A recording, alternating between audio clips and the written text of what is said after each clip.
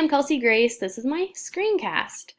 So, a little bit about me professionally. I just got done with my third year teaching first grade at Gettysburg. I'm part of our STEM PLC that we have in the district, which is made up primarily of our elementary and middle school teachers. However, there is a high school biology teacher with us. Through that PLC, I completed some online learning of STEM modules, and that was all through Learn STEMic. I was also given the opportunity to attend Carnegie Pathway trainings this year. So I was previously enrolled in a Master's of Literacy program, but due to different circumstances and all of the learning and professional development that I've had at STEM through the PLC this year, I decided to enroll at the STEM program at Millersville, and this is actually my first class for that program. And lastly, Gettysburg is in the process of doing some STEM curriculum writing that I'm also a part of this summer and into next year. A little about me personally, I did complete undergrad at Millersville. I bought a house in January, so I'm doing some fun summer projects this summer. And also I'm getting 2 dachshund puppies in July, so we call it a happy accident. And it was supposed to be 1, and I'm getting 2 now. Their names are Murphy and Flint. For how do students learn science, I focus on a lot of what Chapter 1 had told us.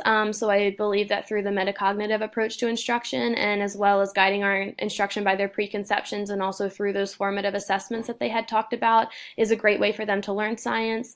I believe that they do learn through inquiry, observation, imagination, and reasoning. So we need to be providing them with opportunities to interact with not just experiments and theories, but all of science and science content, not by giving step-by-step instructions, but by inquiry and observation and all of those things, and then also giving them time to debrief at the end of those experiences, either just reflecting on themselves or discussing it with their peers as well. And I really like the learner-centered, knowledge-centered, assessment-centered, and community-centered descriptions that were also given in the readings as well. Some barriers to science learning. I believe that time is a big barrier for a lot of educators. I know step-by-step instructions are kind of a lot faster. Not that they're the best practice to give, but a lot of teachers believe that, they have so much curriculum to get through, and doing a step-by-step experiment gives them the experience versus providing all the time for true inquiry. I think another barrier is the lack of professional development. So I included a little example from Chapter 9, where those United States teachers and Chinese teachers were given the same skill to teach, and just having different perspectives on teachers throughout not just the United States or not just throughout our state, but even just in our own communities. It's awesome that everyone has different styles to teach, but making sure that we're appropriately teaching students these skills. And lastly, I put in there achieving a community-centered classroom. We all know that having a classroom community and creating that is really difficult. So especially the community-centered classroom that was discussed in our readings, one that is respect and embraces questioning and embraces risk-taking, that's kind of hard to create.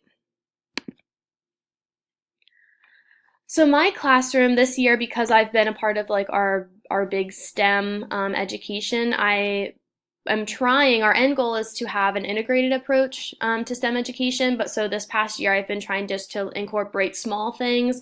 I did a lot of inquiry, and I tried to do a lot of career awareness in my lessons. I am guilty of having the inquiry time or time set aside for those lessons. However, my goal, like I said, is just to gradually increase and integrate the STEM approach and concepts. And I feel like I did really try to create that community-centered classroom this year and give the students a space where they felt like they could ask questions and take some risks.